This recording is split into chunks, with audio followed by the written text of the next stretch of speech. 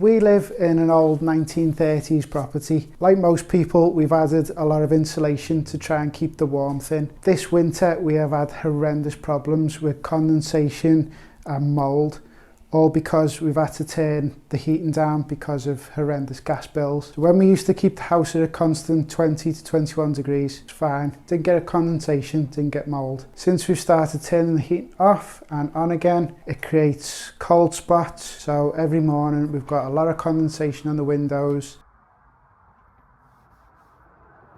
and therefore black mould. So we've tried all different things. I've done a few different videos on different things, from mould sprays to insulation on the walls, even dehumidifying units. We've tried these.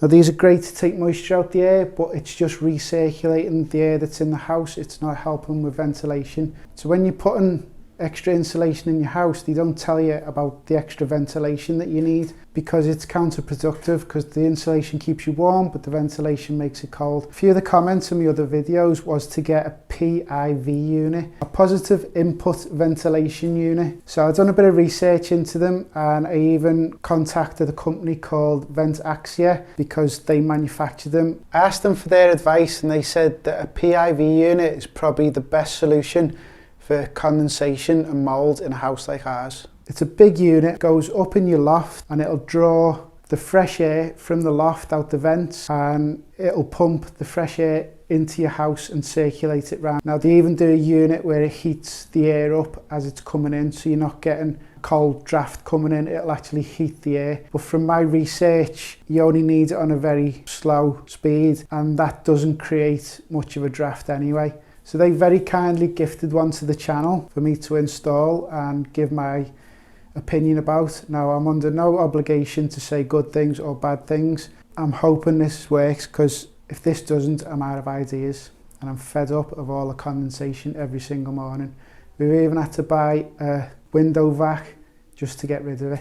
So with the research I've done, it doesn't cost a lot to run one of these units. Now you can keep it running all the time, and apparently only costs a couple of pence a day, 2, 3, 4 pence a day at the most, which is next to nothing. They are available from Amazon, and I will leave an affiliate link in the description box below, and if you do purchase through my links, then the channel does make a small amount of commission. Installation, they say the best place to install it is on your landing, because obviously all the other rooms come off your landing and it's the best area to circulate the air. I'm going to put ours up there somewhere, and it's right above the staircase. It should push air around the landing, the bedrooms, and then push it downstairs as well, so be nice fresh air everywhere. The other thing to bear in mind is your loft hatch. Now you want a good airtight seal around that, because what you don't want to happen is for the unit to draw the air through the loft hatch and recirculate the air that's already there. You want it drawing the fresh air from in the loft into the house. Because it's awkward up there in the loft and it'd be hard to film and whatever, I'm going to do a demonstration in my workshop and set it up and show you how it goes together and how it works. So we're out here in my workshop, and I've just mocked up a ceiling. So I've got two 3x2s as ceiling joists and a bit of plasterboard. It's a lot easier to see it and film it out here than in the loft, but this is basically what I've got up in the loft. First thing to do is read the manual, read the instructions, make sure you know what you're doing before you start. The unit requires a fuse spare to be fitted. It needs to be wired into this fuse spare. Now if you're not competent with electrics, then get a qualified electrician to fit one of these for you. The first job I'm going to do is to install the diffuser. Now it needs a round hole cutting between 240mm and 260mm, and the best tool for that job I find is just a simple plasterboard saw. When you're fitting the diffuser, it's best to have open space around it, but if you do have to put it close to a wall, then it's supplied with these little pieces that fit in there. So I think that's just to stop any flow of air against the wall. So I've just turned my ceiling upside down to make it easier for filming. So this is the underside of my ceiling, and I'm just going to mark a hole. So it said between 240mm to 260, so I've gone in the middle, 250. And just mark it out where I want it. Then with a simple plasterboard saw, I can cut the circle out. Obviously, when I'm doing this for real, it's going to be up in the ceiling. I'm going to have dust and debris falling on me. So make sure to wear a mask and eye protection as well.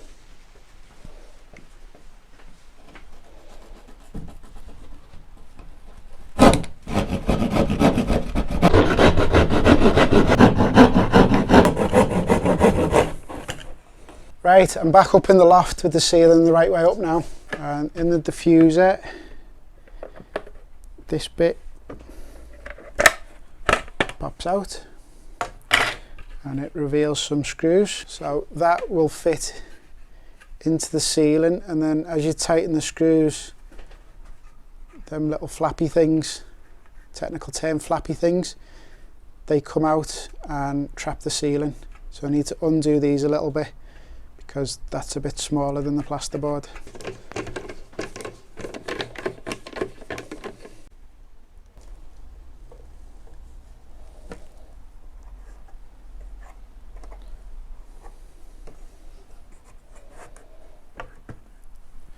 So them little flappy things hold it into the ceiling. So I'll just go back downstairs and tighten up the screws.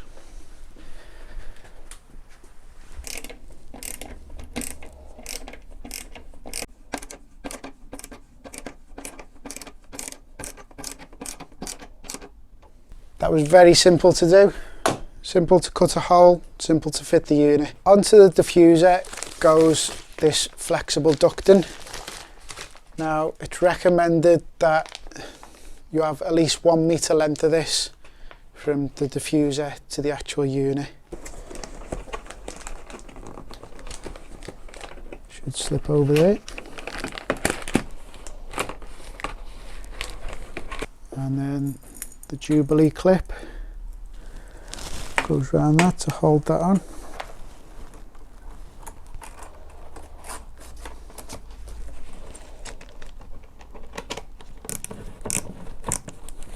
Right, so the unit comes with these adjustable feet. So I've put them 2 on already. Put these ones on.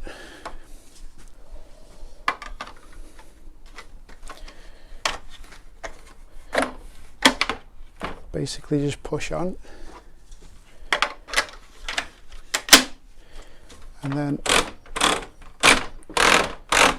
they're adjustable for your joists. So it's a little bit awkward to do, but they are very adjustable.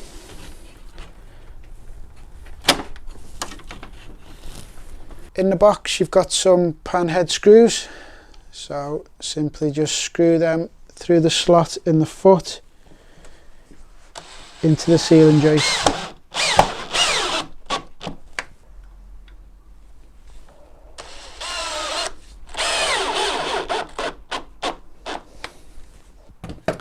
And with them screwed down, I can adjust the unit. So obviously if I wasn't doing this on a rig, I'd probably have the ducting coming down there, but as I've just mocked it up, it's going to go there to there.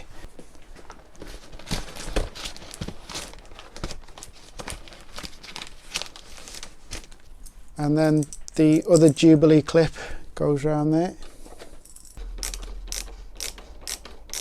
This cover goes back into there, lines up with the screw holes, and then just clips in like so. Nice neat job on the ceiling. Next job to do is the foam seals for the filter. They peel and stick, but when you've got no nails it's never that simple. Oh, there we go. And then there you go onto there.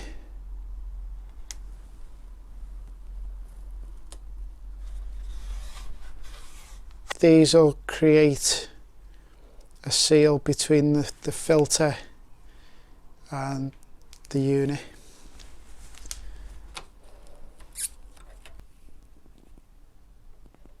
And I'll do the same to the other side. now that the seals are on, I've got to put these filters on. So they slip onto there. So in the box you get some string and you get a hook, and that is so you can actually suspend the unit from the rafters instead of using these feet. So you'd screw that into your rafters and tie the string so it is suspended. I've got the unit running now and you can barely even hear it.